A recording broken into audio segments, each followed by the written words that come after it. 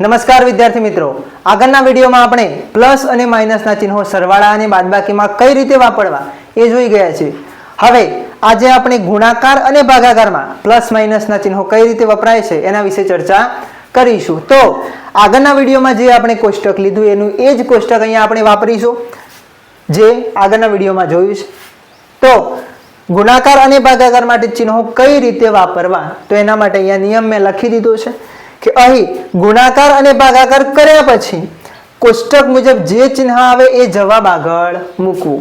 એટલે અહીં સીધે સીધો ગુણાકાર અથવા તો ભાગાકાર જે હોય સીધે સીધો કરવાનો રહેશે અને પછી જવાબ આગળ જે ચિહ્ન મૂકવાનું છે એના માટે કોષ્ટક પ્રમાણે જે ચિહ્ન આવતું હોય એ જ આપણે મૂકીશું. અહીંયા મેં નોંધ લખી છે કે નાની મોટી સંખ્યા ન જોવી, એનો મતલબ કે સંખ્યા નાની અથવા મોટી એ સરવાળા અને બાદબાકીમાં જોવી, બાકી ગુણાકાર અને ભાગાકારમાં નાની મોટી સંખ્યા આગળનું ચિહ્ન જોવામાં આવતું નથી. સીધે સીધું કોષ્ટક પ્રમાણે આપણે ચિહ્ન મૂકી દઈશું. ચલો એક્ઝામ્પલ જોઈએ. તો એક્ઝામ્પલ લખ્યું છે આપણે 8 ગુણ્યા -4. અહીં પ્લસ અને માઇનસના ચિહ્નો અલગ પાડી શકાય, ચિહ્નો ભેગા ન થઈ જાય એના માટે આપણે કૌંસમાં લખ્યા છે, બાકી કૌંસ વાપરવો અગત્યનો નથી. ચલો તો 8 ગુણ્યા -4 નિયમ પ્રમાણે સરવાળો બાદબાકી ગુણાકાર ભાગાકાર મુજબ ગુણાકાર અને ભાગાકાર જે આપ્યો હોય પેલા કરી દેવો. તો 8 ગુણ્યા 4 તો કેટલા થશે? 8 ચોક 32.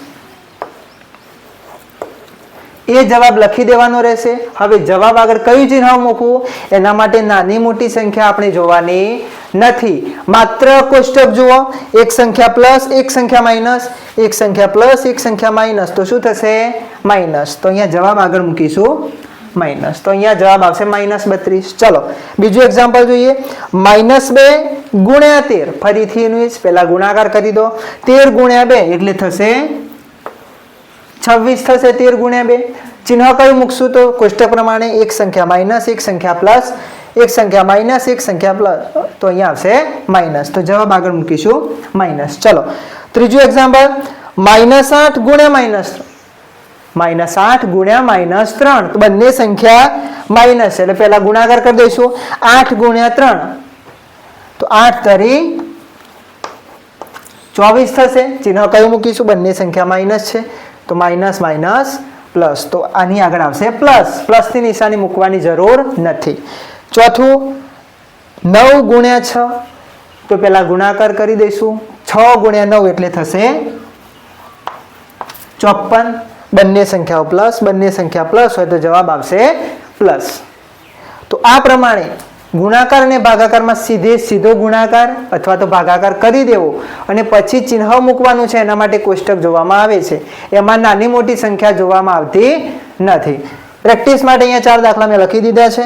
13 ગુણ્યા -2, -9 ગુણ્યા 3, -5 ગુણ્યા -7 અને છેલ્લો 8 ગુણ્યા 7.